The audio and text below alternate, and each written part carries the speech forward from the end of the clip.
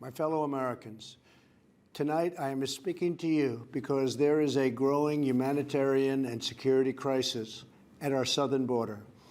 Every day, Customs and Border Patrol agents encounter thousands of illegal immigrants trying to enter our country. We are out of space to hold them, and we have no way to promptly return them back home to their country.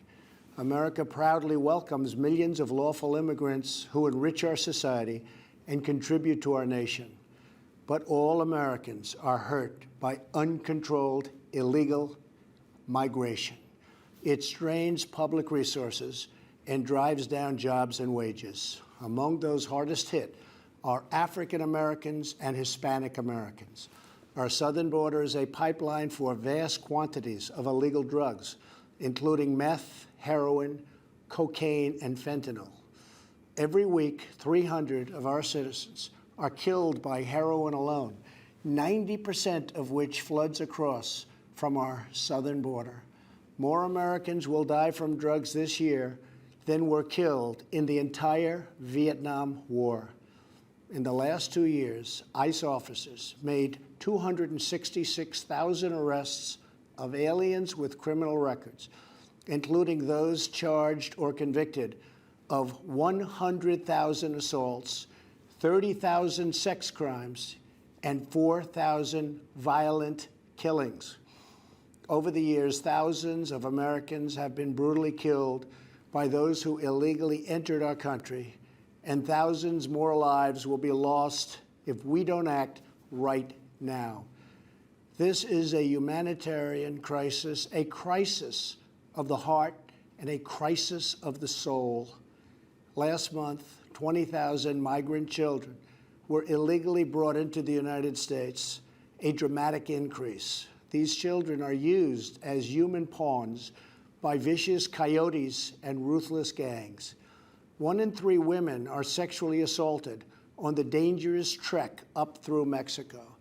Women and children are the biggest victims, by far, of our broken system. This is the tragic reality of illegal immigration on our southern border. This is the cycle of human suffering that I am determined to end. My administration has presented Congress with a detailed proposal to secure the border and stop the criminal gangs, drug smugglers, and human traffickers. It's a tremendous problem. Our proposal was developed by law enforcement professionals and border agents at the Department of Homeland Security. These are the resources they have requested to properly perform their mission and keep America safe, in fact, safer than ever before. The proposal from Homeland Security includes cutting-edge technology for detecting drugs, weapons, illegal contraband, and many other things. We have requested more agents, immigration judges, and bed space to process the sharp rise in unlawful migration fueled by our very strong economy. Our plan also contains an urgent request for humanitarian assistance and medical support. Furthermore, we have asked Congress to close border security loopholes so that illegal immigrant children can be safely and humanely returned back home. Finally, as part of an overall approach to border security, law enforcement professionals have requested $5.7 billion for a physical barrier. At the request of Democrats, it will be a steel barrier rather than a concrete wall. This barrier is absolutely critical to border security. It's also what our professionals at the border want and need. This is just common sense. The border wall would very quickly pay for itself. The cost of illegal drugs exceeds $500 billion a year, vastly more than the $5.7 billion we have requested from Congress. The wall will also be paid for indirectly by the great new trade deal we have made with Mexico. Senator Chuck Schumer, who you will be hearing from later tonight, has repeatedly supported a physical barrier in the past, along with many other Democrats. They changed their mind only after I was elected president. Democrats in Congress have refused to acknowledge the crisis, and they have refused to provide our brave border agents with the tools they desperately need to protect our families and our nation. The federal government remains shut down for one reason, and one reason only, because Democrats will not fund border security. My administration is doing everything in our power to help those impacted by the situation. But the only solution is for Democrats to pass a spending bill that defends our borders and reopens the government. This situation could be solved in a 45-minute meeting. I have invited congressional leadership to the White House tomorrow to get this done. Hopefully, we can rise above partisan politics in order to support national security. Some have suggested a barrier is immoral. Then why do wealthy politicians build walls, fences, and gates around their homes? They don't build walls because they hate the people on the outside, but because they love the people on the inside. The only thing that is immoral is the politicians to do nothing and continue to allow more innocent people to be so horribly victimized.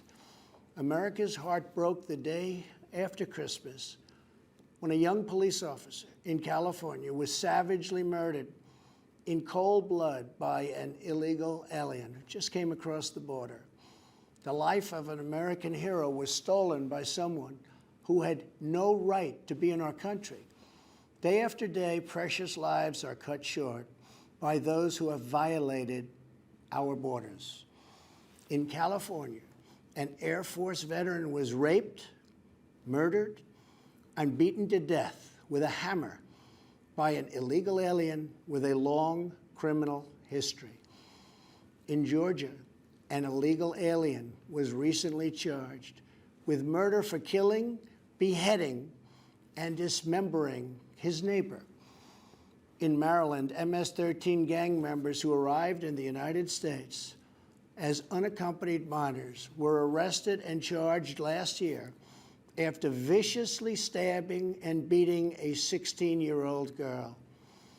Over the last several years, I've met with dozens of families whose loved ones were stolen by illegal immigration. I've held the hands of the weeping mothers and embraced the grief-stricken fathers. So sad, so terrible. I will never forget the pain in their eyes, the tremble in their voices, and the sadness gripping their souls. How much more American blood must we shed before Congress does its job?